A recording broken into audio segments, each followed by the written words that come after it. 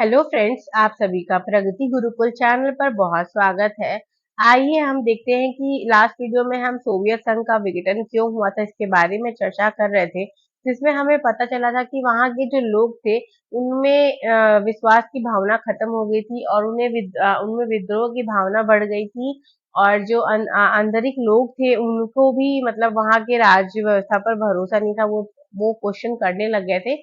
इसी वजह से वहां का विघटन हुआ था। आगे और देखते हैं कि इसमें क्या है।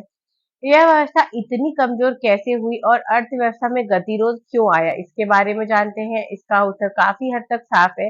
इस सिलसिले में एक बात एकदम स्पष्ट है कि सोवियत संघ ने अपने संसाधनों का अधिकांश परमाणु हथियार और सैन्य साजो सामान पर लगाया था। उसने अपने संसाधन पूर्वी यूरोप के अपने पिछलगू देशों के विकास पर भी खर्च किए ताकि वे सोवियत नियंत्रण में बने रहे। इससे सोवियत संघ पर गहरा आर्थिक दबाव पड़ा था। मतलब वो जो छोटे जगह थे उनको विकसित करने में लग गए अपने साथ कंट्रोल करने के लिए, और हथियार बनाने के लिए उन्होंने बहुत सारे संसाधनों का यूज किया था, जिसकी वजह से आर्थिक वहां पे मंदी होने लग गई थी।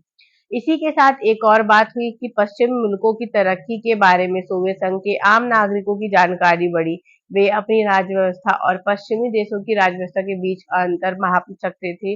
सालों से इन लोगों को बताया जा रहा था कि सोवियत राज्य व्यवस्था पश्चिम के पूंजीवाद से बेहतर है, जो कि उनका भ्रम अब टूट गया था। लेकिन सच्चाई यह थी कि सोवियत संघ पिछड़ा हुआ था और अपने पिछड़ेपन की पहचान से लोगों को राजनीतिक मनोवैज्ञानिक रूप से धक्का लगा।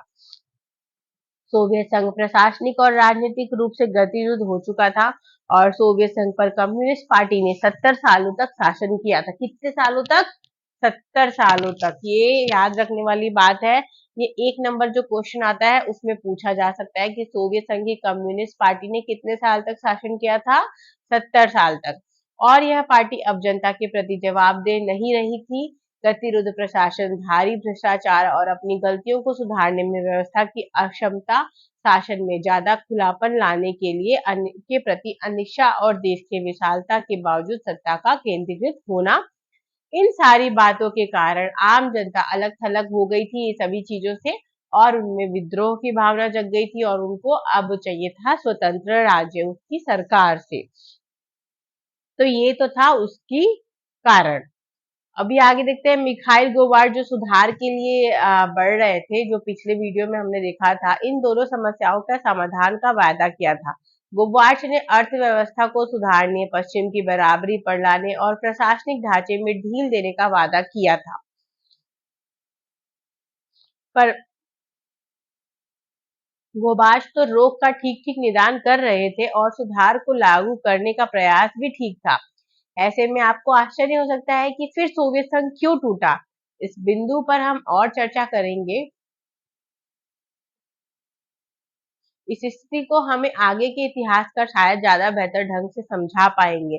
सबसे सटीक उत्तर क्या था इसमें यह जान पड़ता है कि गोबार्ड ने सुधार को लागू किया और अर्थव्यवस्था में ढील तो दी, लोगों की आकांक्षाओं अपेक्षाओं को ऐसा ज्वार उमड़ा जिसका अनुमान शायद ही कोई लगा सकता था, क्योंकि अब उनको बाहरी देशों के बारे में ज्ञान होने लग गया था और अपने निचली होने का अभाव होने मतलब अनुभव होने लग गया था। इस पर काबू पाना अर्थ में असंभव था। इसलिए सोवियत जनता ने एक तबके की सोच यह थी कि गोबार्ड को ज्यादा तेज गति से कदम उठाना चाहिए। ये लोग उनकी कार्य पद्धति में धीरज खो बैठे थे। मतलब उन लोगों को अब तो उनके अंदर पेशेंस लेवल ही नहीं था ना कि वो सुधार के लिए वेट करते। गोबार्ड जो चाह रहे थे वो धीरे धीरे कर रहे थे, पर वो लोगों को चाहिए नहीं था। उनको चाहिए था कि भैया जल्दी से उनके बराबरी हो जाए, पर ऐसा हो नहीं सकता। इसी वजह से वहां पे ये सारी चीजें हुई थी। और इसके बारे में और भी बात किया जाए तो और भी चीजों के बारे में डिस्कशन देखना पड़ेगा, करना पड़ेगा, जो कि वीडियो में संभव नहीं है। और बात तो ये थे कि वहां के लोगों को स्वतंत्रता चाहिए थी, इसलिए मेनली वहां पे ये सारी चीजें हुई थी। इन सब चीजों के बावजूद भी सोवियत संघ का विघटन ना होता, लेकिन एक घटना ने अधिकांश परिवेशों को चौंकाया और सोवियत संघ के अंदर के लोग भी इससे दंग रह गए। यह घटना थी राष्ट्रवादी भावनाओं और संप्रभुता के इच्छा के उभार की। तो फ्रेंड्स, आई होप आपको ये वीडियोस पसंद आ रहे होंगे।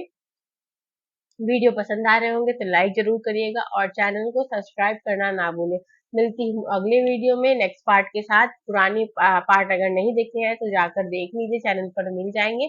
चैनल को सब्सक्राइब करना ना भूलिए। धन्यवाद।